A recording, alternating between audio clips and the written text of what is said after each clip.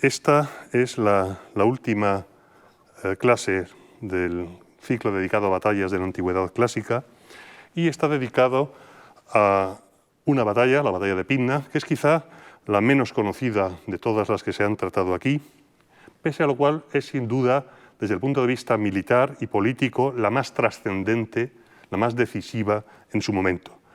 Maratón, pese a su enorme importancia moral para decidir a los atenienses y luego a los griegos a resistir al persa y su enorme influencia posterior, fue una batalla sin consecuencias militares inmediatas.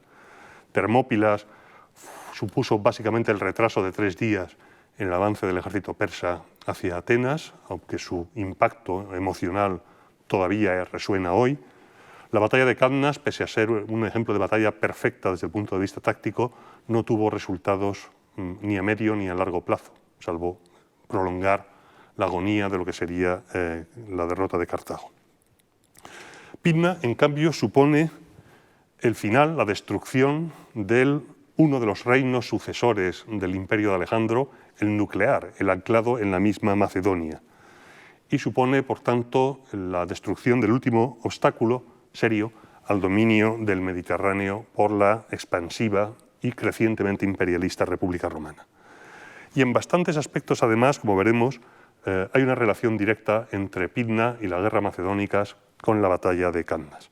Mi clase de hoy tendrá básicamente 3 partes, una dedicada a los antecedentes y al contexto, que es fundamental para entender el resultado y la propia campaña del año 168, una segunda parte central sobre la batalla propiamente dicha y una tercera dedicada a otras cuestiones como la largamente discutida cuestión de la superioridad o no de la falange macedónica sobre la legión romana o a la inversa, las diferencias entre el ejército de los macedonios con el ejército anterior, un siglo anterior de Alejandro Magno, o incluso la famosa ucronía, la famosa historia alternativa que propone Tito Livio sobre qué hubiera pasado si Alejandro hubiera atacado Roma.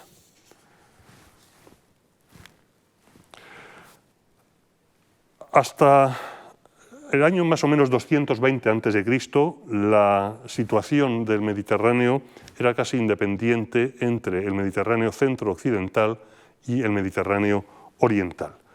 En Oriente, los sucesores de Alejandro Magno, el reino seleucida en Asia, el reino tolemaico, lágida en Egipto, los antigónidas en los Balcanes, luchan constantemente por la primacía, por el control del Mediterráneo oriental y eventualmente por reconstruir, unificar de nuevo el imperio de Alejandro.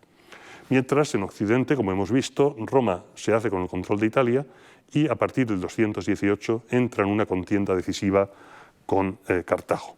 Roma lucha por su supervivencia en estos años entre el 218 y el 204.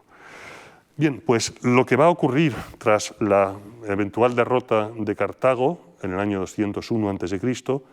es que Roma progresivamente se ha adueñado ya del Mediterráneo central insular, va a fundar en el año 197 las primeras provincias en la península ibérica, la Citerior y la Ulterior, va a adueñarse del norte de África y lo que no domina directamente lo controla a través de un reino casi cliente como es el reino númida, y a partir de entonces, en las décadas sucesivas, se volcará hacia Macedonia, 167, las provincias de Macedonia y el dominio de Corinto, 146, el reino de Pérgamo en el 133 es entregado a Roma como herencia, el reino seleucida acabará siendo absorbido en el año 64 a.C.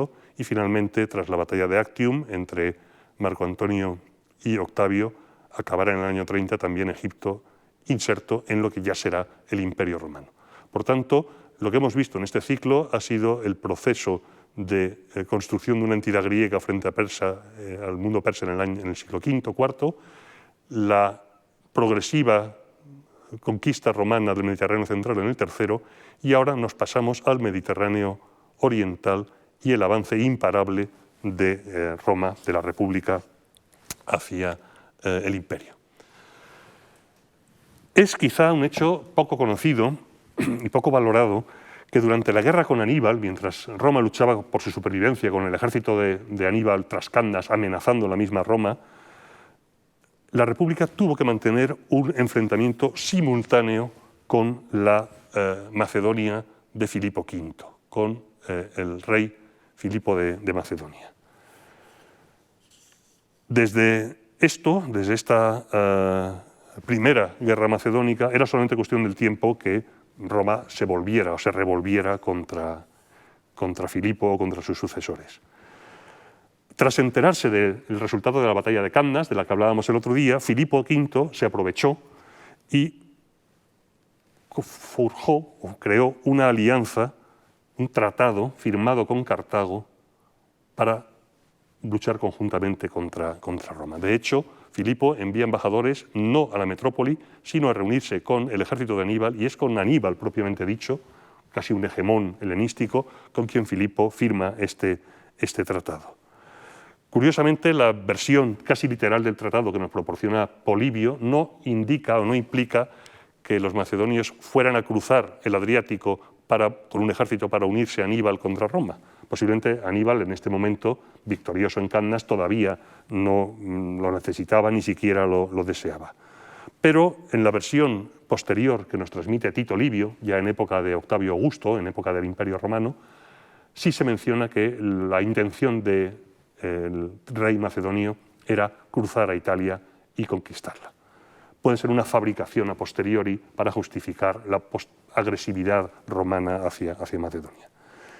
En todo caso, esta primera guerra macedónica, que se libró en distintos escenarios, en la zona de Iliria, donde en la región de Apolonia Roma ya tenía un protectorado, y también en la zona de Etolia, el sur de Tesalia, se libraron una serie de campañas a escala menor. Roma no puede comprometerse con el grueso de sus fuerzas, apenas destina una legión a esta región simplemente para contener a Filipo, y lo que hace es apoyar a los etolios para que en lo posible entretengan al reino de Macedonia. Es una guerra, por tanto, indecisa. Filipo, por un lado, parece no atreverse a empeñarse a fondo contra Roma, y Roma simplemente se limita a ayudar a todos aquellos que puedan impedir a Filipo que intervenga en Italia. Por tanto, esta guerra bastante larga, pero indecisa y poco empeñada, termina con un tratado de Fenice en el que Roma se quita de en medio el peligro de Filipo, reconociéndole a los macedonios su primacía en Grecia, a cambio de que Filipe en la práctica abandone su alianza con Aníbal. Por tanto, es un gran éxito de Roma, que puede así volcarse contra su gran enemigo, que es Cartago. Pero esto va a poner las bases de un resquemor intenso de Roma hacia el reino de Macedonia, que se había aprovechado de su debilidad para amenazarla en el momento de mayor peligro. En ese contexto hay una narración de Tito Livio muy interesante y muy curiosa, que cuenta que Filipo de Macedonia habría enviado un ejército de 4.000 soldados a África para defender a Cartago cuando ya Cartago tenía perdido la guerra. Aquí tienen el texto de Tito Livio. Según rumores, 4.000 soldados macedonios capitaneados por Sópatro habían cruzado a África para reforzar a los cartagineses, junto con dinero. Y luego Livio nos dice que en la segunda fila Aníbal situó a sus cartagineses y africanos y a la legión de macedonios en la batalla de Zama. Hoy en día, aunque algunos ilustradores y algunos investigadores, como el propio Peter Connolly, sí aceptaron la presencia de tropas macedonias en África en el crepúsculo de la guerra contra Aníbal, prácticamente ningún especialista, yo desde luego no lo creo, piensa que esto se diera. Es una construcción a posteriori, forjada décadas o incluso siglos después, para apoyar la campaña de conquista y de agresión romana contra Macedonia. Estas imágenes de unos soldados cartagineses armados con picas, como si fueran falangitas macedonios, no con lanzas de 2 metros o de 2,5 metros, sino con falangitas, con picas arisas de hasta 4, 5 y 6 metros, es casi con absoluta seguridad una falsa reconstrucción, un falso amigo a partir de este texto de Livio, que hoy en día, ya digo, no se suele aceptar de ninguna de las maneras. Lo que sí es cierto es que Roma ni olvidó ni perdonó, hubiera o no macedonios en Zama, la alianza entre Aníbal y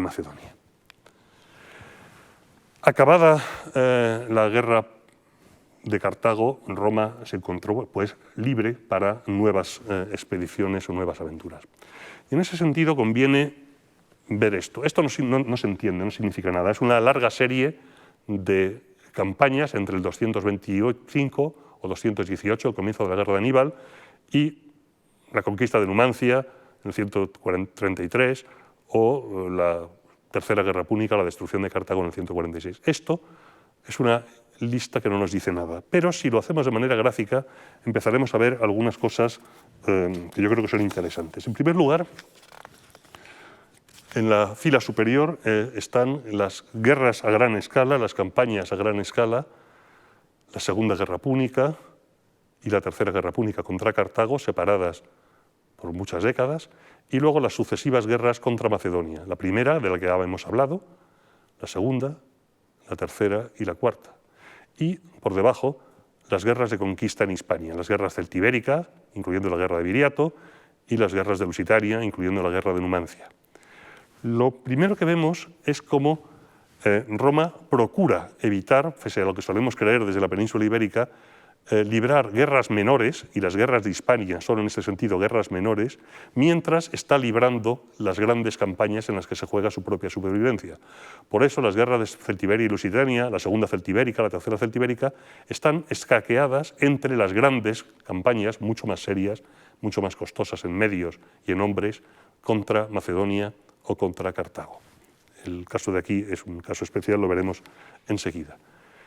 Pero si es necesario, Roma tiene la capacidad de luchar hasta en dos guerras mayores a la vez. La primera macedónica se solapa con la segunda púnica, como acabamos de ver, aunque fue una guerra de poca intensidad, y un siglo y pico después, un siglo después, algo menos, la Tercera Guerra Púnica, el 146, se solapa con la definitiva destrucción del reino de Macedonia, lo poco que quedaba. Pero incluso aquí, tanto la primera macedónica como la cuarta son guerras en las que Roma estaba perfectamente capacitada para movilizar unas fuerzas abrumadoras, que ese va a ser uno de los puntos clave de la conferencia, como veremos luego. Este cuadro que he construido para que se vea con claridad lo que quiero decir, a partir de datos de Toynbee, de Afzelius o de Brandt, muestra el número de legiones que Roma tenía movilizadas cada año a lo largo del periodo que nos ocupa, desde el 220 hasta el 130, en un siglo largo.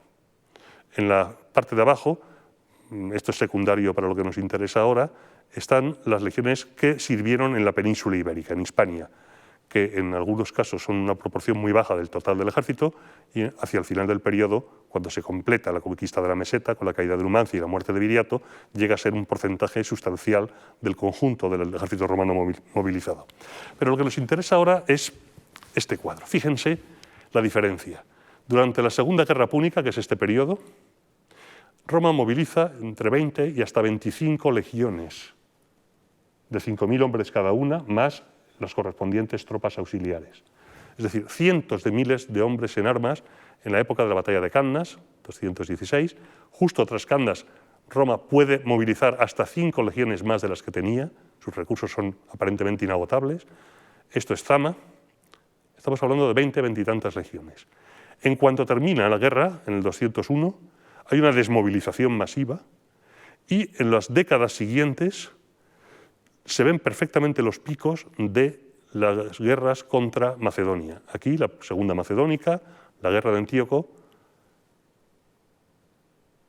y la Tercera Guerra Macedónica, que es la de la batalla de Pydna, cuando se producen movilizaciones que pueden subir del ejército normal de 4, 5, 6 legiones hasta 10 y hasta 13 legiones.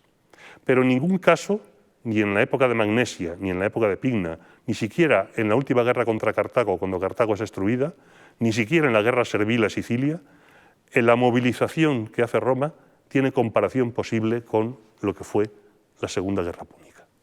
Y esto es importante entenderlo porque cuando Roma se enfrenta a Macedonia en Pydna, en el año 168, tiene movilizadas 12-13 legiones, que es la mitad de lo que llegó a movilizar en la Segunda Guerra Púnica. Eso significa que incluso si hubiera sido derrotada en una, en dos, en tres, en 4 batallas, Roma tenía recursos suficientes para acabar el trabajo movilizando lo que fuera necesario. Finalmente, en el final del periodo, la Tercera Guerra Púnica, que es la destrucción de Cartago, hay un nuevo pico, pero Roma tiene ya tal control sobre todo el Mediterráneo, ha derrotado a Cartago, ha derrotado a Macedonia y ha derrotado a los seleucidas, que puede de manera habitual tener movilizadas solamente entre 6 y 7 legiones y llevar a picos, cuando sea necesario, el ejército solamente en crisis muy puntuales. Pero fíjense la diferencia entre lo que significó la Segunda Guerra Púnica y el resto de las campañas, incluso las guerras de Oriente, a lo largo del siglo II a.C. Sabiendo esto, conociendo este esfuerzo militar diferencial de Roma a lo largo de todo el periodo de conquista, es como entenderemos mejor el momento en que Roma comienza a mirar al este. Y lo hace inmediatamente después de vencer a Cartago. Al año siguiente, concluida la derrota de Cartago y la rendición de la metrópoli cartaginesa, Roma se vuelve sobre Oriente de manera muy directa. Todavía pensando que Roma estaba entretenida con África, Filipo de Macedonia se alía con los seleucidas, con el reino seleucida de Asia, para atacar a Egipto, porque el rey griego Ptolomeo IV Filopator, también faraón para los egipcios, ha muerto y ha dejado un niño de 6 años. Macedonia y los seleucidas se tiran sobre Egipto con la intención de aprovecharse de esta situación. Roma decide intervenir, porque en realidad tenía muchas ganas de pillar a Macedonia y a Filipo a contrapié. Manda un ultimátum a Filipo para que no intervenga. Filipo de Macedonia no atiende a razones y Roma invade con la ayuda del reino de Pérgamo, del rey Eumenes de Pérgamo, que es siempre aliado fiel de Roma, invade Macedonia, mejor dicho Tesalia, avanzando por tierra desde su protectorado de la costa iliria. Este es un proceso que va a repetir Roma en las campañas sucesivas hasta llegar a la campaña de Pydna. En la batalla de Cinoscéfalo, la falange macedónica es derrotada por primera vez por las legiones romanas, pero nadie, ni macedonios ni romanos, sacan las lecciones o las consecuencias de lo que ocurrió en esta batalla. Filipo pide la paz, que se firma en el Tratado de Tempe, y Roma ofrece una paz bastante generosa, limitando la actividad de Filipo en Grecia, pidiendo una indemnización bastante modesta de 1000 talentos, unas 26 toneladas de plata. Roma todavía no se atreve a llevar a su máxima consecuencia su intervención en Grecia, a pesar de su victoria en Cinoscéfalo. La falange, la heredera del ejército de Alejandro, la falange, todavía tiene un prestigio en todo el Mediterráneo inigualable, superior desde luego al de la legión. Pero el prestigio de los herederos de Alejandro todavía perdura. Aunque ya Framinino, antes de la batalla de Cinoscéfalo, había visto las debilidades del ejército macedonio y había hecho un discurso a sus tropas indicando que era la fama y no la fuerza lo que había mantenido al reino de Macedonia en pie. Y al final esa fama también se había desvanecido. Bueno, pues no debió ser tanto cuando la paz que concede Roma a Filipo es una paz relativamente generosa, pero Roma no se detiene aquí. Junto con el reino macedónico está el reino seleucida en Asia, que es el otro gran heredero del imperio de Alejandro, y se produce un interludio en este ajuste de cuentas con Macedonia cuando Roma se enfrenta con el rey seleucida, Antíoco III el Grande, que dirige un imperio colosal, se abarca casi hasta las mesetas del Irán y más allá, pero un gigante de pies de barro. Además, Aníbal, el enemigo acérrimo de Cartago, ha sido exiliado de su patria, de Cartago, y se ha refugiado precisamente en la corte de Antíoco. Y a Roma le entran sudores solamente de pensar que el cartaginés, su viejo enemigo, ya anciano, pero todavía activo, asesore a Antíoco para atacar a Roma.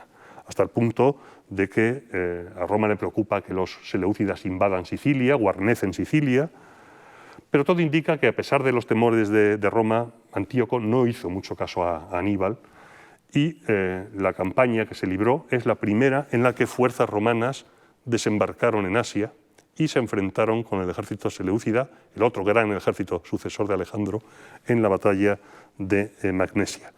Fue una batalla decisiva, de nuevo la falange, en este caso seleucida, fue destrozada, fue derrotada de manera clara por las legiones de la República, y en el Tratado de Apamea, un tratado verdaderamente humillante, mucho más humillante que el que habían impuesto a Filipo, los romanos ponen las bases de la definitiva decadencia del Estado seleucida. 15.000 talentos de plata de indemnización, frente a los 1.000 que se habían impuesto a Filipo, exigencia de que se entregue a Aníbal a Roma. Aníbal huye y se refugia en Bitinia, donde acabará suicidándose, porque Roma no está dispuesto a dejar que Aníbal siga suelto y libre por estos reinos helenísticos. El rey Antíoco renuncia a su marina, renuncia a sus elefantes, y además buena parte de sus territorios insulares son repartidos entre los aliados de Roma. Eumenes de Pérgamo se apropia de distintos territorios, la isla de Rodas también, y Roma se anexiona 2 islas, aquí en la boca del istmo del Golfo de Corinto, Cefalonia y Zancle, con lo que se asegura una base naval fundamental para en el futuro poder rodear el Peloponeso y maniobrar su flota por el Egeo o por el Adriático. Ya tiene bases en Apolonia, ahora la tiene en Cefalonia, con lo cual controla toda la costa de Grecia para lo que Roma ya entiende que va a ser su enfrentamiento decisivo con Macedonia. Aplastado Cartago, aplastado el poder militar de los seleucidas, ahora por fin Roma puede dedicarse de manera ya decidida a atacar el reino de Macedonia. Cosa que va a ocurrir en el año 171 con un tosco pretexto. Filipo V ha muerto y su sucesor, Perseo, el último rey importante de la dinastía antigónida en Macedonia, intenta restaurar el poder de Macedonia en las zonas del sur de Grecia, sus enemigos de la Liga Etolia, intenta contener las ambiciones del reino de Pérgamo, y Perseo incluso se vuelve hacia la zona de Iliria para castigar a las tribus ilirias que saquean las fronteras de Macedonia, y Roma va a aprovechar estas campañas básicamente defensivas de Perseo o locales de Perseo de Macedonia en Grecia para intervenir. En realidad, Perseo se estaba defendiendo en incursiones de los tracios, por ejemplo, en la zona de lo que ahora es Bulgaria, en esta frontera, pero Roma toma esto como un pretexto y decide intervenir de manera decisiva ya en Macedonia. Al tiempo, y por si no fuera suficiente, el rey de Pérgamo, el eterno aliado de Roma en Asia, fue al Senado de Roma a avivar el fuego, insistiendo en las intenciones agresivas de Perseo, que no están tan claras que fueran tan agresivas, con un discurso en el que les dice a los senadores romanos: y como veo que vosotros le habéis cedido Grecia a Perseo, da por hecho Perseo que nadie le saldrá armado al paso antes de cruzar él a Italia, cosa que posiblemente Perseo no tenía la menor intención. Vosotros, senadores de Roma, veréis en qué medida se compagina eso con vuestra seguridad y vuestro honor. Le faltó decir aquello de ahí lo dejo. Pero efectivamente el discurso de Eumenes convenció al Senado de las intenciones agresivas, belicosas de Perseo, y tampoco ayudó mucho el que a Perseo no se le ocurriera otra cosa que intentar asesinar, utilizando sicarios, al rey de Pérgamo, a Eumenes. Cuando Eumenes estaba en Delfos, en el santuario panhelénico, un sitio sagrado, para realizar digamos, actividades medio religiosas, medio políticas, pues estos sicarios le atacaron con piedras. Fue un atentado verdaderamente chapucero, fracasaron, le hirieron de mala manera, pero no fue nada grave, y Roma entendió de esto que efectivamente Macedonia estaba conspirando en todos los niveles y que era un verdadero peligro. Así que Roma, en el año 171, declaró a Perseo enemigo del pueblo romano y decidió, usando sus bases tradicionales de las guerras anteriores en la zona de Iliria, atacar Macedonia. Y es interesante porque al cónsul del año 171, a Publio Licinio Craso, se le asignaron 2 legiones. Pero, pese a lo que se suele creer, y no voy a entrar aquí en detalle en ello, aunque se suele hablar de que la legión romana tiene unos 4.200 hombres de infantería y de 200, 300 jinetes, lo cierto es que la legión romana en esta época no tiene un número fijo de hombres. Cuando se anticipa una campaña especialmente dura o especialmente peligrosa o arriesgada, se aumentan los efectivos de la legión. Y así, a Licinio Craso se le asignaron 2 legiones, un ejército consular, pero de 6.000 hombres y 300 jinetes cada una. Unas legiones muy reforzadas. Y además se permitió al cónsul que reclutara veteranos, es decir, que no fueran solamente reclutas con poca experiencia militar, sino veteranos hasta un límite de edad de 50 años, para asegurarse un núcleo en las legiones de tropas experimentadas. Y además se le permitió a Licinio Craso que los tribunos, es decir, los jefes de las legiones, no fueran elegidos a voto por la asamblea, sino elegidos personalmente por él.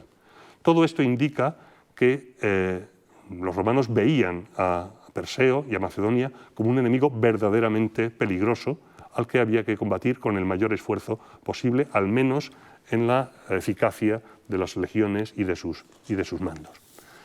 Pues bien, en el primer año de guerra las cosas no empezaron muy bien para Roma, porque aunque Perseo está políticamente muy aislada y casi todo el mundo griego se alinea con Roma, no solamente Eumenes de Pérgamo, sino muchas regiones del sur, los romanos avanzaron cruzando las montañas de Epiro hacia Tesalia, hacia Larisa, que está marcado en el círculo, la capital de Tesalia, en la frontera sur del núcleo del reino de Perseo.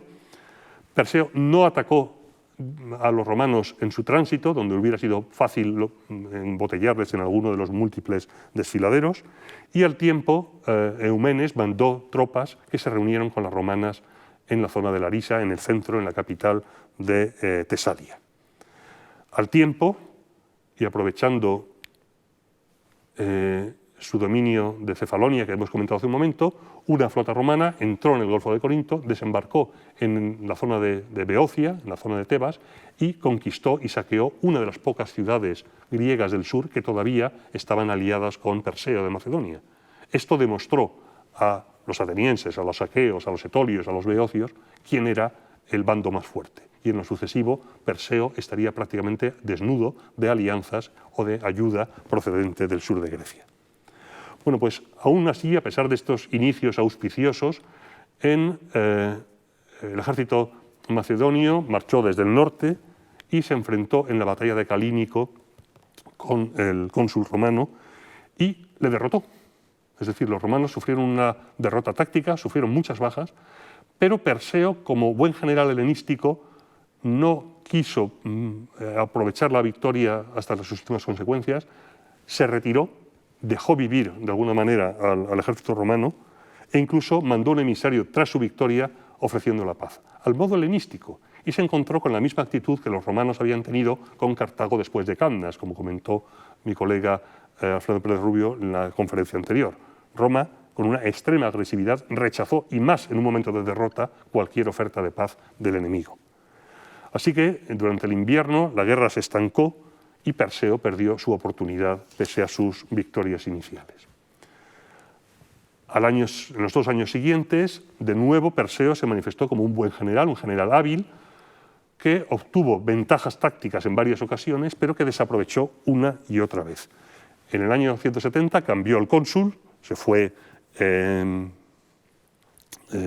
cónsul anterior, entró Aulo Hostilio Mancino y, de nuevo, en casi todos sus movimientos fue, digamos, superado por Perseo. De hecho, en una campaña invernal arriesgada pero exitosa, mientras los romanos estaban embotellados todavía en los pasos nevados, Perseo atacó la zona de Iliria, que era una posible ruta de aproximación romana, y tras un raid a gran escala victorioso, sin embargo, regresó a Macedonia sin avanzar sobre a Polonia o sin avanzar sobre las bases romanas de la costa. Las cosas se estancaron de tal manera que Roma tuvo que enviar una comisión investigadora a ver por qué el cónsul no tomaba acciones decisivas. El caso es que pasó todo el año 170, sin ninguna ventaja sustancial para ninguna de las dos partes, y al año siguiente, al final de esa campaña, en primavera-verano, el ejército de Hostilio Mancino marchó por mar en lugar de por tierra, que estaba bloqueada gracias a los avances de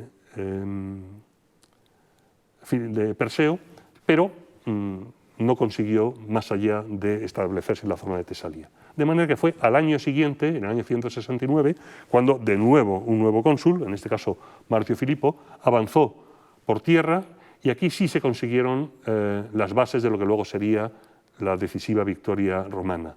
Porque poco a poco en estos años hemos visto que con campañas indecisas en las cuales Perseo no aprovecha sus ventajas, en el año 169, por tierra, no solamente los romanos toman Tesalia y conquistan Larisa, sino que avanzan hacia el norte y cruzan el monte Olimpo, que está aquí, que marca la frontera entre Macedonia y Tesalia. De hecho, Perseo, que se va haciendo más medroso a medida que pasa el tiempo, no solamente permite que los romanos atraviesen la barrera del Olimpo, sino que abandona Dion. Dion es la capital religiosa de Macedonia. La capital política puede estar en Pela, Anfípolis puede ser una de sus grandes ciudades, pero Dion es el núcleo religioso del reino, el núcleo de prestigio, y es abandonado por Perseo. Esto indica a los romanos que los macedonios, y en particular Perseo, empiezan a sentirse no aterrorizados, pero sí medrosos ante la persistencia de la acción romana, que, al contrario de lo que es habitual en la guerra helenística, vienen año tras año, una y otra vez, sin amilanarse ante las derrotas parciales o ante los fracasos menores en las zonas montañosas de Tesalia. Y es así como, después de 3 años de una guerra complicada, pero básicamente indecisa, llegamos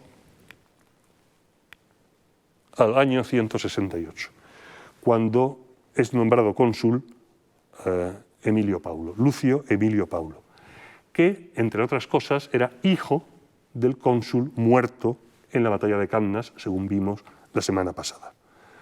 Emilio Paulo es de otra pasta militar que los cónsules anteriores. Tiene larga experiencia como pretor en las guerras de Celtiberia, en las zonas de la península ibérica, ha combatido en Liguria, prepara la campaña muy cuidadosamente y sobre todo se encuentra con que no tiene que partir de la zona de Apolonia o por mar llegar a través del Golfo de Corinto, sino que ya controla Tesalia y en la barrera del río El Peo y la línea del monte Olimpo es donde tiene su base de operaciones. Lo primero que hace Emilio Paulo es delegar las campañas secundarias en la zona de Iliria a un ejército pretoriano, por tanto se desentiende de la zona occidental donde hasta ahora se habían librado buena parte de las operaciones y se concentra en atacar el núcleo del reino de Macedonia entre Dion y Pella, cruzando el macizo del monte Olimpo. Una de las primeras cosas es, como buen general, restaurar la disciplina de las tropas, mejorar su moral, en detalles que demuestran, y lo muestra Tito Livio, por ejemplo, en este texto, la experiencia de un general. Dice, por ejemplo, Livio, prohibió, una cosa innovadora, que los centinelas llevaran a la guardia de noche escudo, pues el centinela no debía combatir, sino vigilar y dar la alarma. Y lo que había visto Emilio Paulo era que los centinelas estaban de pie, con el casco puesto, con el escudo apoyado verticalmente, un escudo de 1,5 metros de altura, de manera que cuando estaban cansados se apoyaban sobre la lanza, sobre el pilum, y colocaban la cabeza sobre el borde del escudo y se quedaban dormidos de pie, de modo que el enemigo podía avistarlos a distancia por el brillo de las armas y ellos no veían nada. También modificó las costumbres de los piquetes de caballería, etcétera, etcétera. Todos estos detalles que nos narra Livio, nos narra Plutarco, muestran esta experiencia de un general que sabe lo que hace y que está dispuesto a forjar un ejército plenamente combativo antes de enfrentarse con una falange macedónica que todavía se sigue teniendo y que todavía se sigue considerando muy peligrosa. El problema es cómo va a forzar la barrera del monte Olimpo y del río el general romano. Pues lo va a hacer de una manera poco habitual en el mundo romano, que es la maniobra de flanqueo. Hay muchas fuentes sobre la batalla de Pydna y sobre esta campaña, aquí están todas recogidas, pero sin duda las más importantes son Tito Livio, Plutarco y Apiano. La mayoría de las fuentes tardías, a partir del siglo III después de Cristo y llegando hasta el siglo XII, son fuentes de detalle o parciales, mientras que fuentes como Diodoro, Velleio Paterculo o Frontino son muy puntuales y muy aisladas. Pero aquí, en todo caso, tienen ustedes las principales fuentes sobre lo que ocurrió a continuación. Y lo que ocurrió a continuación se centra, ya hemos dicho que esta parte de la campaña la podemos obviar, en este pequeño sector que ampliamos. El monte Olimpo está aquí, el macizo, el río Olpeo. Perseo está a la defensiva, protegido por esta masa montañosa y el río, y lo que hace Emilio Paulo es llegar hasta el frente y, en lugar de intentar forzar el paso a la romana, es decir, con un ataque frontal, manda un destacamento bajo el mando de uno de sus mejores generales, Publio Escipión Nasica, que era yerno de Escipión el Africano, el que había derrotado a Aníbal en Zama, y en una maniobra de flanqueo rodea por el oeste, a través de Pitio, la posición de Perseo. Perseo pierde los nervios, a pesar de que un desertor le avisó de la maniobra romana, pierde los nervios y se replegó hacia el norte, abandonando de nuevo su capital religiosa en Dion y colocándose detrás del río Esón, cubriendo la ciudad de Pydna. Y inmediatamente los romanos cruzan el río, se reúnen con la fuerza de flanqueo y le persiguen hasta este río, ya superada esta barrera que era verdaderamente infranqueable. Este río Lesón en este momento es prácticamente un arroyo donde el agua sabemos que no llegaba más allá de las rodillas. En esta persecución los generales romanos instan a Emilio Paulo a que fuerce la batalla con los macedonios. Y se produce una situación rara porque, pese a la ansiedad de sus oficiales, el general se niega a combatir. Y hay un texto de Tito Livio muy interesante en la que amablemente el viejo general reprende a su joven cachorro, un general muy hábil, había sido el que había hecho la maniobra de flanqueo. También yo, Nasica, tuve la misma convicción que tú tienes ahora, es decir, de atacar de inmediato. Y tú, en el futuro, cuando seas experto, tendrás la misma que ahora tengo yo. En las muchas peripecias de la guerra he aprendido cuándo hay que combatir y cuándo hay que abstenerse de hacerlo. No es ahora, cuando estamos en el campo de batalla, el momento de explicarte por qué obro como lo hago. Ya me pedirás explicaciones en otro momento. Ahora has de contentarte con la autoridad de un viejo general. De manera que los romanos llegan, plantan el campamento en un territorio alto, más agreste, poco apto para la falange macedonia, al otro lado del río Esón, y se produce una anécdota interesante. Esa noche se produjo un eclipse de luna que afectó de manera muy distinta, lo dicen todas las fuentes, en la noche del 21 de junio del año 168, que afectó de manera muy distinta a ambos ejércitos. Porque, nos dice Livio, Gayo Sulpicio Galo, tribuno militar de la Segunda Legión, es decir, un aristócrata romano, comandante de una de las legiones, que había sido pretor el año precedente, es decir, había tenido un cargo, una magistratura muy importante, inferior solo a la de cónsul, con el permiso del general jefe del cónsul, convocó a los soldados a una asamblea y anunció, para que nadie lo interpretase como un prodigio, que durante la noche siguiente se eclipsaría la luna desde la hora segunda hasta la cuarta, que era posible conocer con antelación y predecir dicho fenómeno.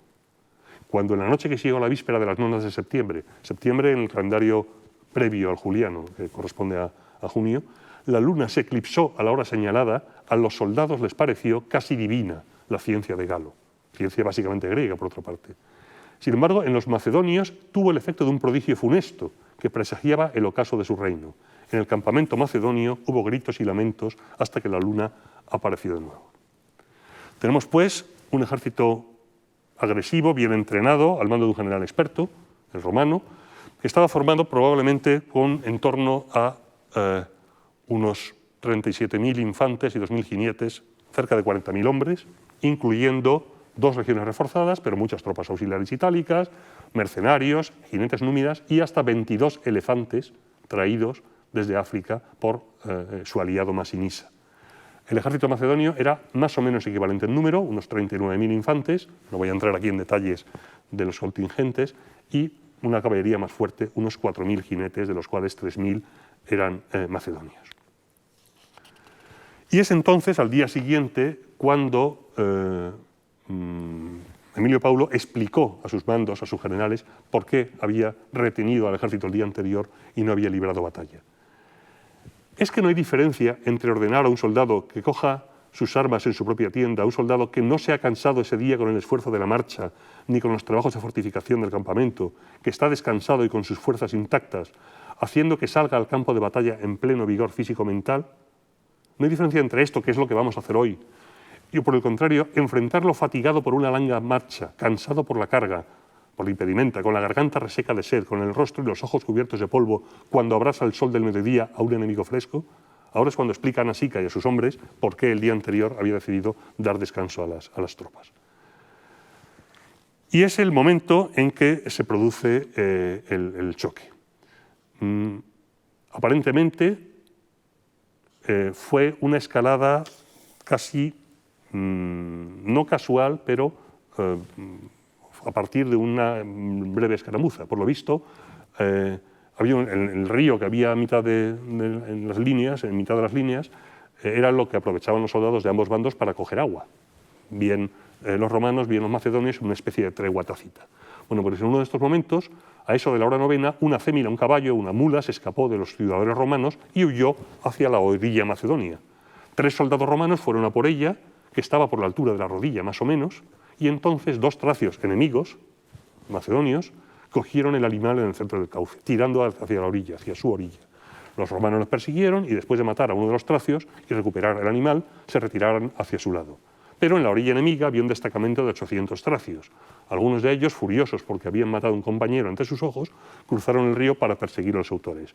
Después los siguieron más. Ambos bandos empezaron a insuflar refuerzos en esta escaramuza inicial y al final Perseo decidió sacar al grueso del ejército y plantear batalla, que los romanos aceptaron.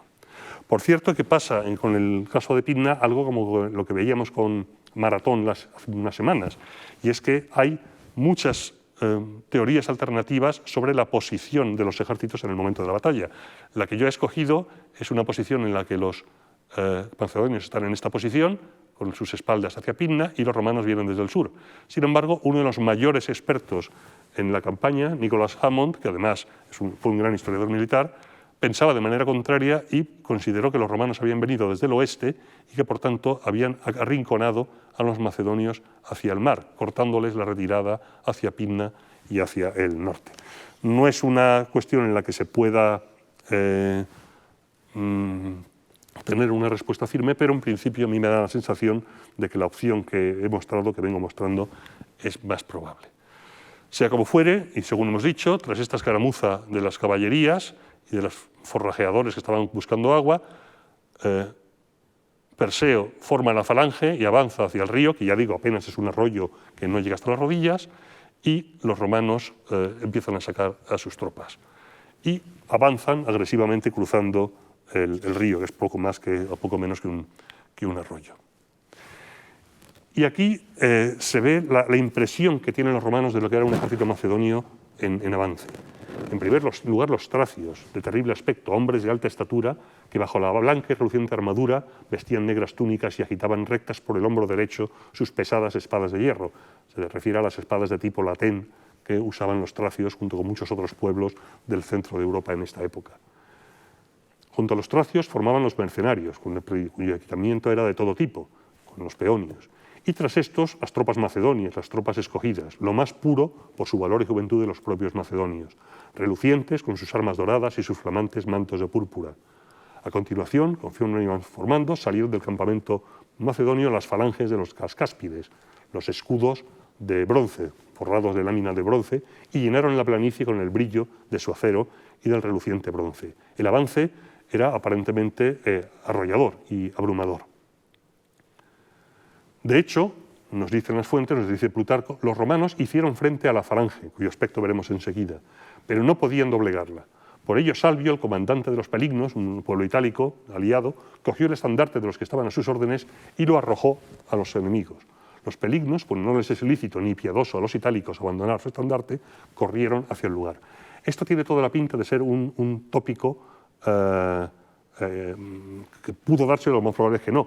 Hay muchos textos en la historia militar de Roma, desde Julio César en la conquista de Britania, en las guerras civiles romanas, en las que un centurión o un oficial desesperado al ver que sus hombres retroceden, coge él mismo y se arroja en medio de las líneas enemigas con el estandarte, que es un instrumento casi sagrado para los soldados, un símbolo de unidad y de prestigio de los hombres, o lo arroja entre las filas de los enemigos para impulsar a sus propios hombres a que vayan a rescatarlo. Sea como fuere, los textos, tanto de Plutarco, de Livio y de otros autores, insisten una y otra vez en que la legión romana era presionada y retrocedía ante el avance aparentemente invencible de estos calcáspides, de estos escudos de bronce.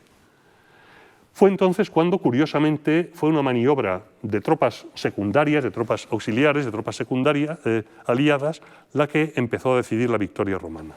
Porque nos dice Tito Livio que en el ala derecha había dispuesto Emilio a los elefantes y en las alas de los aliados. Y fue allí donde primero comenzó la huida de los macedonios. Tras la carga de los elefantes, curiosamente son los romanos y no los macedonios los que están empleando elefantes, intervinieron los aliados latinos y provocaron la huida en el flanco izquierdo macedonio, flanco derecho romano. Mientras tanto, se estaba produciendo una feroz batalla frente a frente de las dos fuerzas principales, la falange macedonia y las legiones romanas, que avanzaba la falange inexpugnable con su compacta acumulación de lanzas, semejante a una empalizada. Se dio cuenta entonces Emilio Paulo de que la falange de los macedonios cogía muchas fracturas y brechas, es decir, la línea de más de 1,5 kilómetros de longitud de piqueros macedonios empezaba a tener grietas en su frente, como es normal en ejércitos grandes y con variedad en el ímpetu de los combatientes. Una unidad más arrojada, una más timorata, unas rocas, un árbol, unos arbustos, pueden romper, no decisivamente, pero agrietar el frente compacto de la falange. Y es entonces cuando Emilio dividió las cohortes, las subunidades de las legiones, y les ordenó que se lanzaran hacia las separaciones y huecos de la línea macedonia, provocando pues no un solo combate contra todos, sino muchos combinados y parciales. Ya no es una compacta línea de falange contra una compacta línea de legionarios, sino muchos combates parciales en los huecos y en las grietas de la línea. Y así se abrieron el camino por dentro de la infantería macedonia. Este magnífico dibujo de Peter Connolly, recientemente fallecido, como saben, trata de mostrar este momento de la batalla de Pydna. En lugares donde hay un afloramiento rocoso, unos arbustos, un tronco de árbol, la compacta línea de picas macedonia, que depende para su avance de formar un frente erizado de puntas de sarisa, se desordena, se forma un hueco y por estos huecos se pueden infiltrar los legionarios romanos que, armados con lanzas cortas, pila y espadas, no están embarazados por unas lanzas, unas picas de 5, 6, 7 metros y por tanto pueden maniobrar con mayor facilidad. Ese es el motivo que todas las fuentes clásicas aducen para el colapso de la línea macedonia. Porque efectivamente, una vez que los romanos rompieron voluntariamente su línea y se insertaron en las líneas de la falange enemiga, ganaron la batalla muy rápidamente.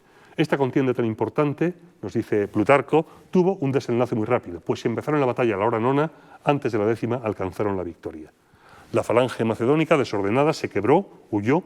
La caballería macedonia, que no parece haber tenido ninguna actividad realmente importante en la batalla, se desbandó sin prácticamente luchar. Y las fuentes insisten en que si los romanos apenas perdieron en torno a un centenar de muertos, y eso sí, bastantes más heridos, los macedonios dice Tito Livio y dice Plutarco, perdieron entre 20 y 25.000 muertos y 11.000 prisioneros. Prácticamente solo la caballería pudo huir a galope tendido del campo de batalla. Estas cifras son creíbles o no. 20.000 muertos no es una cifra creíble, es una masacre realmente difícil de generar en una hora o en unas horas de batalla, pero que el colapso del ejército macedonio fue completo, de eso no cabe duda. Y así, en una hora, la aparentemente invencible, la aterradora falange macedonia fue destruida, desordenada, desintegrada y aniquilada en el campo de batalla. Si después de Camnas realmente Roma continuó la guerra sin desanimarse, no ocurrió lo mismo tras la batalla de Pydna. Las consecuencias fueron demoledoras. Perseo huyó hacia su capital, hacia Pella, solamente con su caballería intacta, y desde allí, perseguido por los romanos, huyó hasta Anfípolis, más al norte aún, y luego abandonó tierra firme y en barco se refugió en la isla de Samotracia, en el santuario de los Cábiros, un santuario donde en teoría estaba a salvo.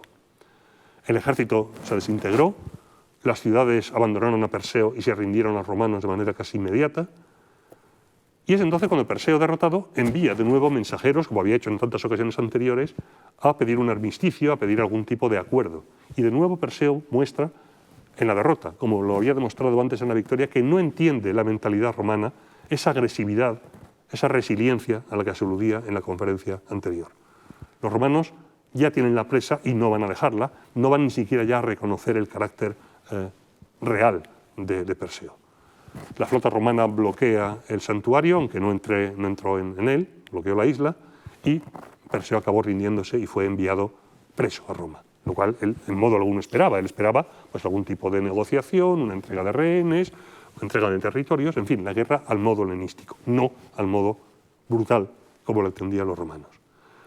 Así que Perseo acabó formando parte de la procesión triunfal de Emilio Paulo y luego, según las versiones, se pasó el resto de su vida confinado en buenas condiciones en Alba, según Tito Livio, o fue asesinado mediante el sistema de privación del sueño a los 2 años de estar en Roma por sus captores. Sea como fuere, Perseo abandona el escenario de la historia. El botín presentado en el triunfo fue colosal, lo que demostró la riqueza de Macedonia, y Roma decide, bajo el pretexto de liberar a los pueblos sometidos a Perseo y a la dinastía antigónida, Roma troceó el reino de Macedonia en 4 estados débiles,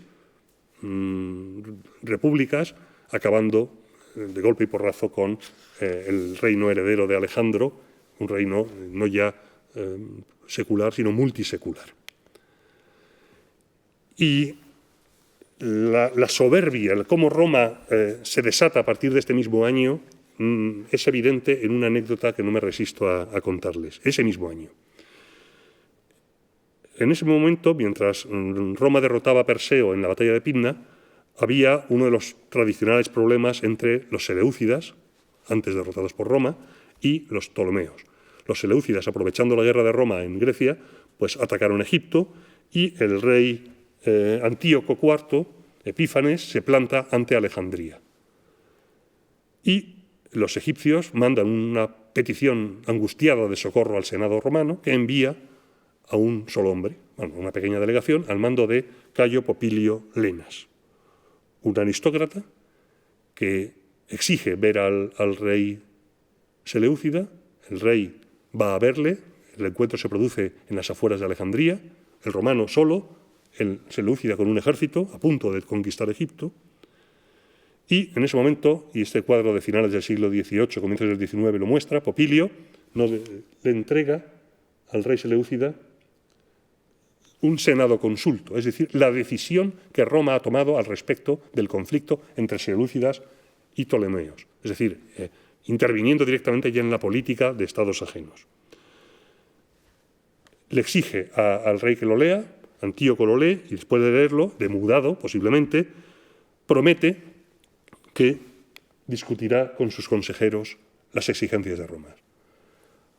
Entonces Popilio le entregó las tablillas y Antíoco declaró que consultaría con personas de confianza sobre lo que debía hacer. Y entonces Popilio, con su bastón, trazó en la arena un círculo humillante en torno al rey y exclamó: antes de salirte de este círculo, dame una respuesta para trasladarla al Senado.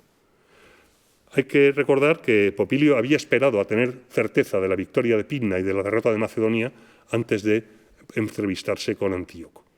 Bueno, pues el poder de Roma, el temor que Roma inspiraba entre los antiguos y orgullosos herederos de Alejandro era tal que Antíoco se echa atrás, abandona Egipto, se retira y cede a las exigencias de Roma. Por eso puede decir Polibio: de este modo salvaron los romanos el reino ptolomeo cuando ya estaba casi arruinado. En el año 168 no solamente han destruido el reino de Macedonia, sino que puede un enviado cualquiera a un rey, marcarle un círculo en el terreno y decir, no sales de aquí hasta que me digas la respuesta. ¿Quieres la guerra con Roma o te retiras? Y el rey se retira. De manera que tras Pydna, tras el año 168, Roma controla directamente no solamente Italia, las islas y buena parte de la península ibérica, sino que domina estas islas, parte del sur de Anatolia. El reino de Pérgamo es un aliado incondicional de Roma. El reino de Numidia en el norte de África es otro aliado de Roma. Cartago es apenas una potencia que va a ser eliminada unos años después. Y todo el reino de Macedonia e Iliria se convierten en 4 estados distintos, clientes o un protectorado de Roma. Sí, una generación después, en el año 146, un individuo que se llamaba Andrisco, que decía ser hijo de Perseo, no lo era, consiguió reunir un ejército de descontentos macedonios, se enfrentó con las tropas romanas, que ni siquiera se molestaron en mandar un ejército consular, mandaron un ejército pretoriano, y en una segunda batalla en Pydna, en el año 146, Andrisco fue derrotado, fue ejecutado, y el último intento de reconstruir el Estado de Macedonia, que ya llevaba 20 años muerto, se extinguió definitivamente y para siempre. Esta es la mal llamada Cuarta Guerra Macedónica, que apenas sí fue unas operaciones relativamente menores. Ese mismo año, cuando ya Andrisco es derrotado, Roma se harta y ya ni 4 repúblicas semi-independientes o clientela, forma una provincia que abarca Macedonia, Epiro, Tesalia y parte de Tracia y Lidia, es decir, crea la provincia romana de Macedonia, acaba ya definitivamente con cualquier independencia griega y al tiempo destruye Cartago en la Tercera Guerra Púnica. En el año 146, Macedonia y Cartago, los 2 grandes enemigos, reducidos a la impotencia en las décadas anteriores, son definitivamente aniquilados. En consecuencia, tras la creación de Macedonia y de la destrucción de Cartago, apenas una década después, el reino de Pérgamo, de Eumenes, tan aliado siempre de Roma, es entregado por Átalo III como herencia a la República Romana. Átalo sabía que era la mejor garantía para la supervivencia de su ciudad y de su reino, convertirlo en parte del Estado romano. Unos años después se creó la provincia de Asia, a costa de los seleucidas. Otros 60 años después, en el 64, cayó el reino seleucida definitivamente, se creó la provincia de Siria. Y finalmente, en el año 31, como hemos visto antes, el reino de Ptolomeo.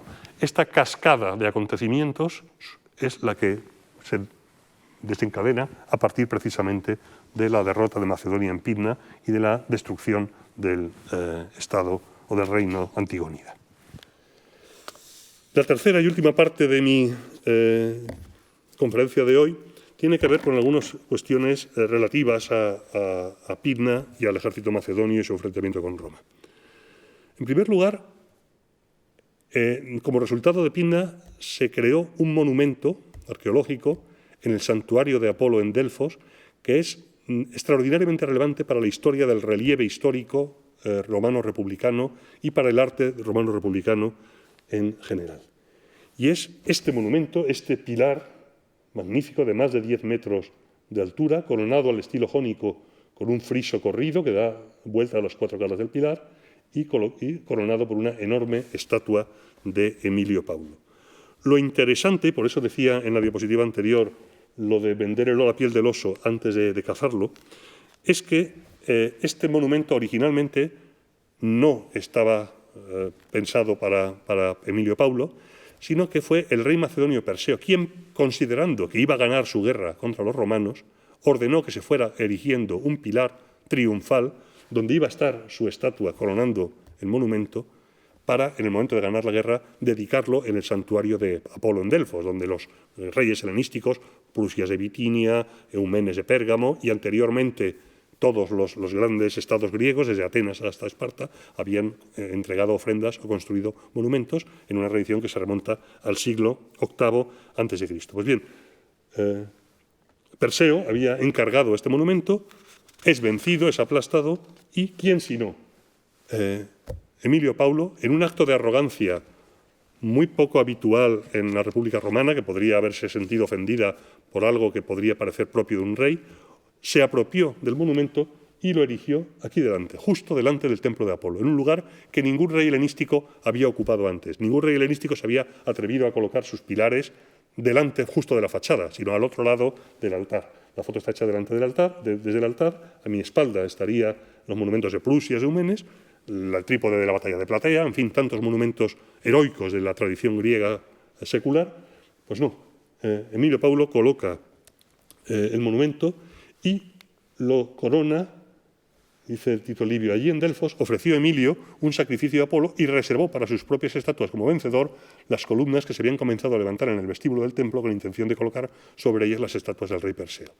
Y un tremendo epígrafe en latín, el primer epígrafo en latino en el santuario de Delfos. Lucio Emilio, hijo de Lucio, general en jefe, lo capturó del rey Perseo y de los macedonios. En el propio santuario de Apolo en Delfos, en el año 160 y tantos, Roma planta la imagen de su poder. Si interesante es la historia del pilar, más lo es la de los relieves que lo coronan, porque es el primer relieve histórico monumental romano con la narración real de una batalla. Tradicionalmente, como vimos ya en su momento, los griegos convertían de manera metafórica sus victorias sobre los persas en amazonomaquias, centauromaquias, Iliupersis, gigantomaquias, la victoria de la civilización griega sobre el caos o sobre la barbarie.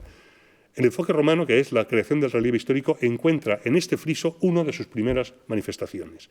Es una narración de la batalla real, es el primer relieve de su clase de la primera mitad del siglo II a.C., que narra además detalles de la batalla. Aquí tienen la historia del caballo desbocado, en el caballo sin efipion, es decir, sin la manta, sin bocado, sin brida, que se ha escapado y que da origen a la batalla. Esta es la primera de las 4 caras del friso, que tiene un recorrido narrativo. Y lo más significativo es la enorme precisión, muy a la romana, en la descripción de los objetos. Por ejemplo, este jinete es un jinete romano, que lleva algo que los macedonios no empleaban apenas en este momento, que era una nueva aparición en la panoplia defensiva de los ejércitos de la época, que es la cota de malla, la lorica jamata, de origen celta, que en torno a finales del siglo III, principios del II, se está introduciendo en el ejército romano, y que es reconocible aquí por las sombreras y por este pequeño detalle en la cadera. El cinturón ayuda a sujetarla, por supuesto, la malla, el color gris o el color blanco o azulado del metal iría pintado en su momento y tendría además elementos metálicos en bronce dorado que se han perdido hace mucho, que completarían las armas y los detalles que no aparecen tallados en mármol. Esta es el relieve al que me refiero. Esta es una estatua también con una de las cotas de malla más antiguas, procede de la península ibérica, lo publiqué hace un año, lo publicamos hace un año, Carmen Rueda Galán y yo mismo, y en la cadera, es un jinete, está esta apertura de la malla, de las hileras de anillos de metal, para que el jinete pueda sentarse sin que los faldones, la parte baja de la cota, que cubre las nalgas y la parte superior de los muslos, impidan la monta. Por eso, hasta en estos detalles, apreciamos, y es muy interesante para el historiador del arte y para el historiador de los objetos de la antigüedad, la precisión con que este relieve describe los más pequeños detalles de la panoplia, como por ejemplo en este otro los escudos de los calcáspides, con símbolos de la realeza macedonia. Se conservan algunos escudos reales de bronce, como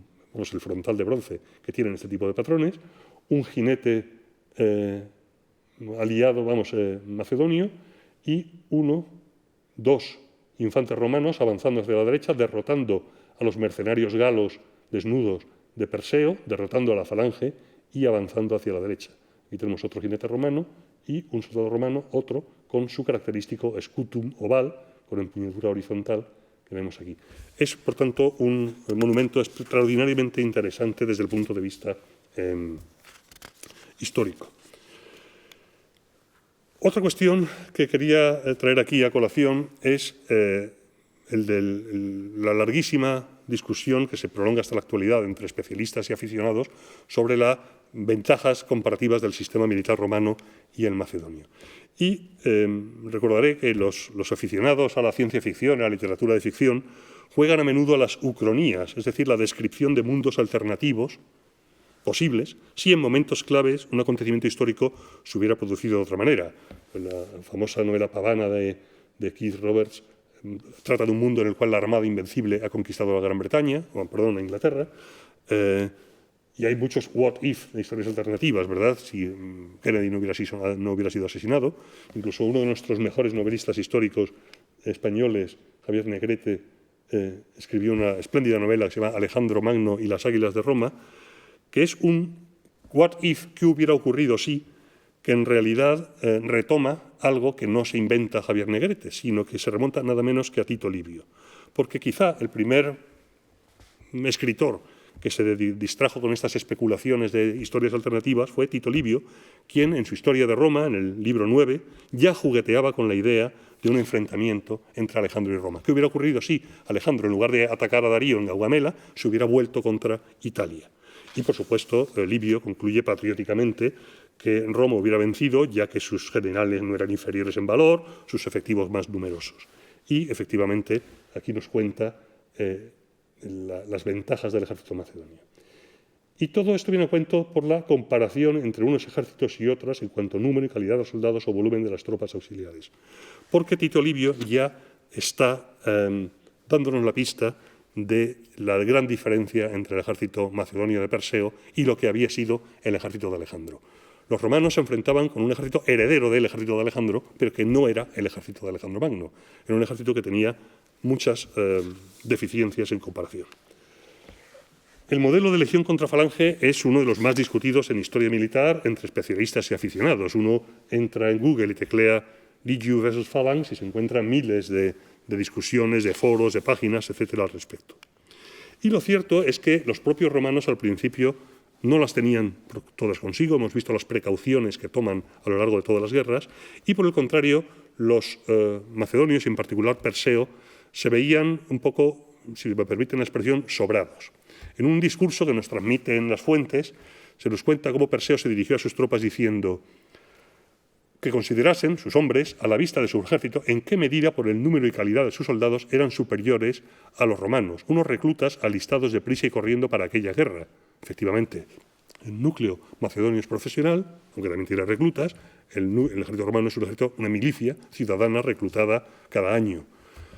Alistados de prisa y corriendo para aquella guerra. Ellos, los macedonios, instruidos desde niños en las artes de la guerra, formados y endurecidos en tantas campañas. Los romanos tenían que proporcionarse sus propias armas, las que podían agenciarse. Los macedonios sacaban las suyas de los arsenales reales, fabricadas a lo largo de tantos años de cuidados e inversiones de su padre, de Filipo. Y, en efecto, el ejército macedonio es un ejército extraordinariamente complejo, con peltastas, tropas de élite, calcáspides, leucáspides, zureóforoi, caballería pesada, pesada aliada, caballería ligera, mercenarios especialistas. Un ejército extraordinariamente complejo y muy estructurado, con una masa, la falange de 16.000 o de 20.000 hombres, con muchas subunidades, logos, tetrarquía, sintagma, quiriarquía. En fin, describir la estructura del ejército macedonio, créanme, que sería tarea de una hora entera. Es un ejército extraordinariamente estructurado, ordenado, que además se provee, como dice Perseo en su discurso, de arsenales estatales, mientras que los romanos, cada uno se proporciona su armamento. Los regatones de las picas macedonias tienen el símbolo MAC pintado en el regatón, en el cubo. Hay puntas de flecha con el nombre de Filipo, esto es de época de Filipo, el padre de Alejandro, pero esta tradición que se empezó en el siglo IV a.C. continuaba en el segundo. Es un ejército, además, que tiene cosas que Roma no puede soñar. Es la era de la artillería. Los macedonios tienen una artillería de campaña y de asedio ya desde el siglo IV, desde antes de Alejandro Magno, con piezas de artillería capaces de lanzar proyectiles de 70-80 kilos ya en el siglo IV, como esta que está aquí reconstruida, con toda una matemática y una ingeniería de artillería muy matemática. Se conservan textos, la Bolepoica, etcétera, manuales de artillería que demuestran la ingeniería inserta en esta tecnología. Y se conservan algunos de los arsenales. Este no es de Macedonia, pero son los arsenales de Pérgamo, otro de los reinos helenísticos, mucho más modesto que Macedonia. Pues bien, Por aquí está el altar de Pérgamo, tan conocido, el templo de Atenea, la biblioteca de Pérgamo, el templo de Adriano. Bueno, pues en época de Eumenes, el gran enemigo de Filipo V, había unos arsenales donde se han excavado miles de bolaños de artillería de 13 calibres distintos, con alcances y capacidades diferentes. La producción, por tanto, de armas del ejército macedonio le parecía a los romanos asombrosa, cuando los propios romanos, hasta muy tarde, no desarrollaron su propia artillería y, desde luego, a un nivel y a una escala muy inferiores a las de los macedonios. De hecho, cuando en el año 200 a.C., en la campaña contra los seleucidas, en la batalla de Magnesia, los romanos no llevan artillería, se la piden prestado al rey de Pérgamo, al dueño de estos arsenales. En ese sentido, que Filipo o que Perseo consideraran a los romanos un ejército amateur de milicianos incapaz de resistir a sus profesionales tenía sentido, pero tenía un sentido muy equivocado. Porque esa imagen de que la legión romana no estaba tan estructurada o tan ordenada como la falange macedonia es errónea. La legión manipular, dividida en tropas ligeras, los vélites, una primera, una segunda línea de combate principal y una reserva de 600 veteranos, los triarios, es, a su modo, tan estructurada y tan eficaz como el sistema macedonio. Y además, como vamos a ver de inmediato, mucho más flexible. Y además, esa imagen que tenemos de que los generales romanos eran una especie de amateurs de la guerra, inferiores en su capacidad a los profesionales como Pirro de Epiro, como Aníbal de Macedonia o como Perseo, pero Aníbal de Cartago o Perseo de Macedonia, derivan de una idea, y es que la de que los generales republicanos eran, ante todo, aristócratas, políticos, que llevaban una magistratura con mando militar, pero preocupados sobre todo por su ascenso personal en los conflictos internos en el Senado. Y, por tanto, se ha creado una imagen que han contribuido a transmitir grandes películas, por ejemplo, el Espartaco de Kubrick, donde un generalato romano como un grupo de ambiciosos políticos, sin escrúpulos pero sin formación, solo redimidos de vez en cuando por la aparición ocasional de un genio como César o como Escipión. Bueno, esto es fundamentalmente erróneo. Cualquier romano aprendía el oficio de las armas casi desde adolescente. Aquí lo está contando Polibio. Antes de ser mando, un soldado debe haber participado en un montón de campañas militares, y los tres criterios que Polibio, por ejemplo, que era militar, aparte de escritor, consideraban relevantes para la formación militar, se daban en la nobilitas romana. Conocimiento de los ejemplos de la historia pasada, la enseñanza de hombres experimentados, como Emilio Paulo a Nasica, explicando por qué toma las decisiones que toma en el campo de batalla, y la experiencia práctica. Los generales, los cónsules o los pretores no llegaban nunca a mandar un ejército si no tenían muchas campañas a sus espaldas. Eso sí, unos las aprovechaban mejor y otros no. Pero, en general, la estructura del ejército romano, con una infantería de línea legionaria muy sólida, con su infantería ligera y su reserva, los triarios, era, en casi todo, equivalente en eficacia a la macedonia. Y su caballería, menos numerosa, bueno, pues ahí estaba la habilidad de cada general romano en optimizar su infantería y, en lo posible, procurar que la caballería romana, que en general era menos numerosa y menos eficaz que la caballería númida o que la caballería tesalia o que la caballería macedonia, no se viera enredada en batallas que no podía ganar. En todo caso, además, Roma, en esta campaña, tiene elefantes, cosa que no tienen los propios macedonios. No estos elefantes, sino más bien estos. Elefantes africanos, más pequeños, posiblemente sin torre, pero capaces de provocar un daño serio en el flanco de la línea macedonia, como acabamos de ver, y tropas auxiliares, arqueros cretenses, honderos rodios, que complementaban la fuerza de las legiones.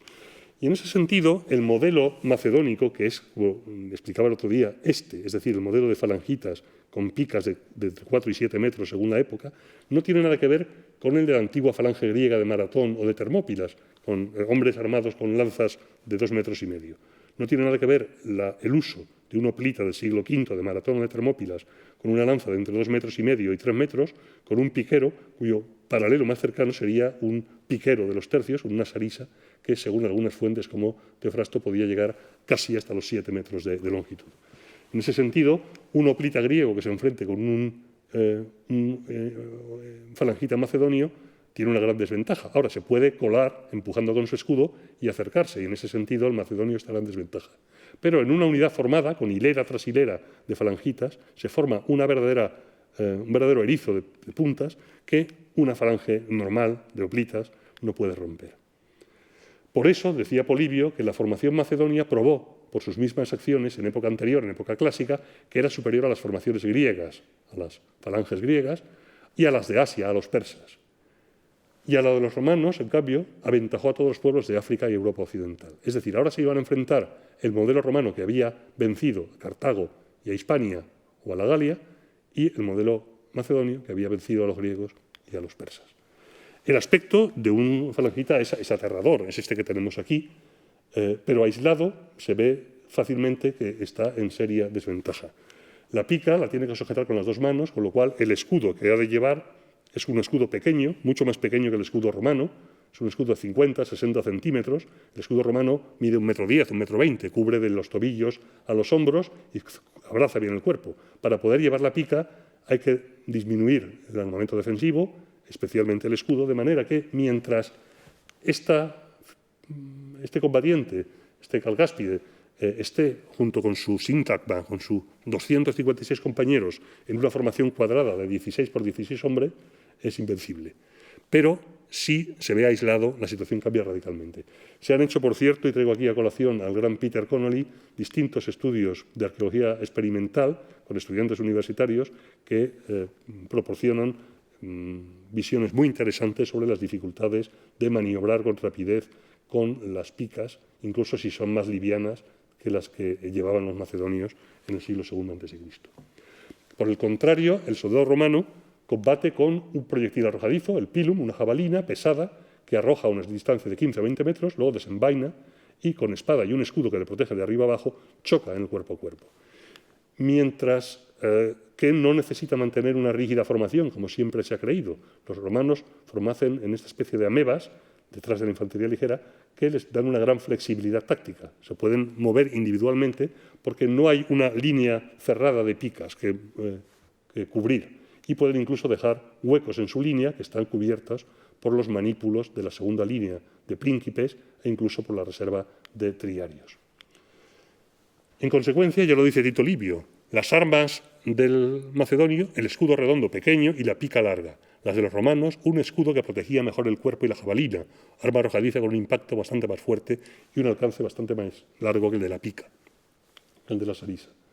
El resultado es que en un combate cuerpo a cuerpo, el legionario romano tenía todas las de ganar individualmente o en grupos de pequeñas unidades. Mientras la formación macedonia estuviera cerrada y sin grietas, les costaría mucho a los romanos perforarlos. Por cierto, que este modelo romano es un modelo de, por tanto, jabalina, pilum, soliferreum y espada, que es un modelo, digamos, occidental. Los galos o los iberos combatían de manera similar. Este es un legionario romano del siglo II, este es un guerrero celtíbero del siglo II. En lugar de pilum, soliferreum, en lugar de escudo oval o escudo circular, y espada de tamaño similar. De hecho, los romanos utilizan la espada celtíbera, el gladius hispaniensis. De manera que en los combates que se documentan en Occidente, iberos o celtíberos y romanos combaten igual. Intercambian salvas de jabalina, soliferre a hispanos, pila romanos, y luego, una vez que se disparan, recibiendo la lluvia de armas de jabalinas, recibiéndola arrodillados y protegiéndose con los escudos, tanto romanos como hispanos, los romanos recibieron los dardos juntando los escudos y después gladiis, con las espadas, res coepta est. Este modelo occidental es radicalmente distinto al modelo macedonio. Por tanto, una legión romana se parece más a un contingente ibero que a una falange macedónica en su forma de combatir. Porque, como bien dice Polibio, es una larguísima argumentación que voy a dejar aquí por escrito, pero que no voy a leer, la formación macedonia exigía que cada hombre ocupara un espacio muy concreto de 3 pies de ancho, el número de codos que se proyectaba la pica por delante, porque la pica no se agarraba por un centro, sino por la parte trasera, para poder proyectar la mayor parte de su astil por delante, para crear esta verdadera bosque de puntas prácticamente inaccesible. Mientras que todas las filas de atrás, de las 16 de profundidad que tiene una falange, una sintagma, todas estas, lo dice Polibio, defienden de aquellos proyectiles que vienen lanzados por encima, ondas, flechas o jabalinas. Pero realmente añaden peso a la formación, pero desperdician buena parte del potencial ofensivo, puesto que no combaten, propiamente dicho, añaden solamente masa. En cambio, dice Polibio, los romanos ocupan un espacio de 3 pies cuadrados, pero como cada uno se mueve por separado, porque el escudo protege el cuerpo girándose siempre a prevenir la herida, el legionario romano combate con espada y se precisa un orden más suelto y un espacio mayor. La conclusión será que cada legionario se opone a 2 soldados de la falange y, por tanto, como mínimo a 10 puntas de lanza. Mientras la falange esté formada, el legionario en orden más abierto, como dice Polibio, no tiene nada que hacer y va a ser empujado hacia atrás, que es lo que está ocurriendo aquí. Solamente si se rompe en algún punto la línea y se puede infiltrar, entonces pasa a tener ventaja. Y es lo que pasó en Pydna. Los romanos hicieron frente a la falange, pero no podían doblegarla.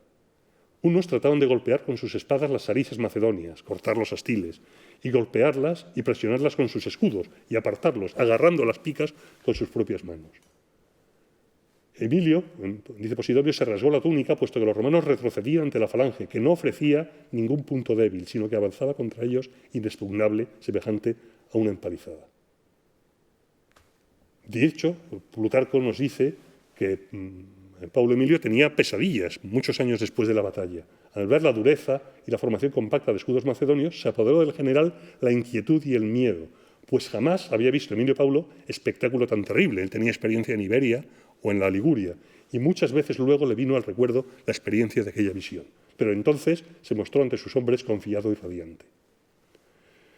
¿Cuál era el fallo, por tanto, de la falange? Pues que, dice Polibio, si la falange combatiera siempre en un terreno ideal, llano y sin romper la formación, ganaría siempre.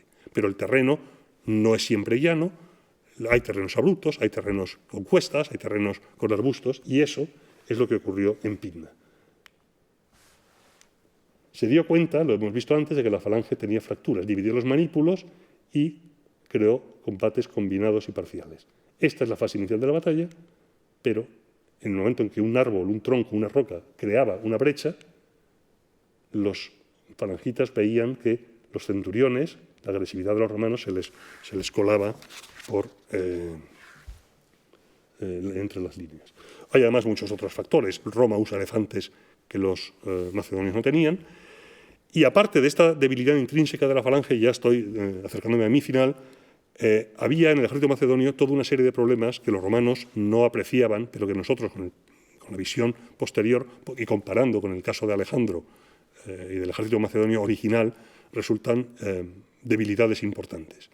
Por ejemplo, en la cada vez menor proporción de caballería respecto a infantería. Es decir, el éxito de Alejandro se debía no solo a su falange, sino a una caballería pesada, los getairoi, la ile basilique, el escuadrón real, la caballería tesalia. La proporción de caballería en los ejércitos macedonios, desde Alejandro hasta Cinoscéfalo, hasta Pydna, había ido bajando. En la época de Alejandro llegó a tener 2 infantes por cada jinete. En Cinoscéfalo había 8 infantes por cada jinete. La caballería era mucho más débil. Por tanto, la fundamental táctica de Alejandro de yunque, la falange, martillo, la caballería, estaba debilitada. Por otro lado, Macedonia fue sufriendo a lo largo del siglo y pico, desde la época de Alejandro, una creciente crisis demográfica.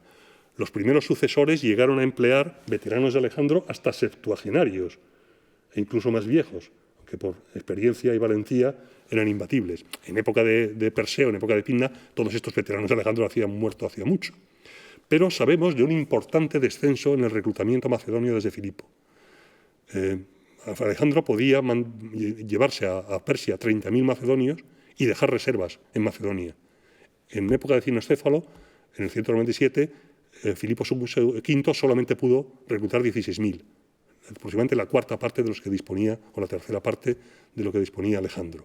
E incluso cuando Perseo fardaba, si me permiten la expresión, de arsenales y de ejército profesional, en el año 173, justo antes de Pydna, en cuanto a jóvenes en edad militar, aún en el caso de que en Macedonia no hubiera suficientes en un momento dado, tenía de dónde sacarlos, en la sometida Tracia. Pero no es lo mismo la falange macedonia ordenada, profesional, estructurada, que unos bárbaros muy inferiores en disciplina y capacidad militar. Frente a eso, Roma tenía una apabullante potencia demográfica. La fórmula Togotorum, que es una fórmula de reclutamiento de aliados, ya en el 225 demostraba que había más de 700.000 infantes disponibles. Y dice Polibio, y Aníbal, que no disponía ni de 20.000 hombres, se atrevió a invadir Italia. Bueno, pues Filipo V era consciente de esto, pero no era consciente de la enormidad de la diferencia. Mientras él, rebañando todo, apenas podía reunir 20.000 falangitas, Roma, en el año 169, sin contar sus aliados, solamente ciudadanos, contaba con 312.805 adultos en edad militar. Es decir, podía absorber una enorme cantidad de pérdidas sin desgastarse, exactamente igual que había ocurrido en la guerra contra Aníbal. La agresividad romana, el empleo de armas como el gladius hispaniensis, la espada cortante que amputaba brazos, cuerpos despedazados por la espada hispana, brazos cortados del hombro, cabezas separadas del cuerpo, toda clase de horribles heridas, aterrados se preguntaban los macedonios qué armas tenían los enemigos y contra qué hombres iban a luchar. Aunque parezca paradójico, las heridas de una sarisa, una pica, que es una punta muy pequeña, es perforante, es muy peligrosa, es mortal, pero es mucho menos sangrante, mucho menos terrible visualmente que las heridas que causaban las armas romanas. Así que la combinación de agresividad de los soldados y de los oficiales jóvenes y de experiencia de los generales veteranos como Emilio, que nos recuerda el viejo texto de Frontino, que hablaba de Escipión Africano, que él era un imperator, un general, no un guerrero. Para eso estaban las legiones. Esa combinación de agresividad y disciplina, el número, la profesionalidad y la mayor flexibilidad táctica, y desde luego esa virtus, esa extrema agresividad que nos cuenta Plinio, tener 45 cicatrices, todas delante, ninguna a la espalda, son las que en último extremo justifican la expansión brutal de Roma en guerras contra todos y victorias contra todos entre el 230, la guerra de Aníbal, 218, y 130, el fin de Cartago, el fin de Macedonia. El instrumento, un ejército poderosísimo. A veces malos generales, a veces, y a veces derrotas también, hemos visto unas cuantas. Pero la última batalla siempre la gana Roma. ¿Alguna ventaja especial? Su ejército era muy avanzado, sí, pero el macedonio, si se quiere, era más profesional. Los generales, bueno, Pirro o Aníbal eran tan buenos como cualquier general romano. Las armas, pues no eran superiores, eran distintas. El peso demográfico, los cientos de miles de hombres. La competitividad y la agresividad, la virtus de la aristocracia senatorial dirigida colectivamente. Y la genética perseverancia y negación a aceptar la derrota es lo que en último extremo explica la victoria de Pydna y la imparable expansión romana por el Mediterráneo durante el siglo II a.C. Muchísimas gracias.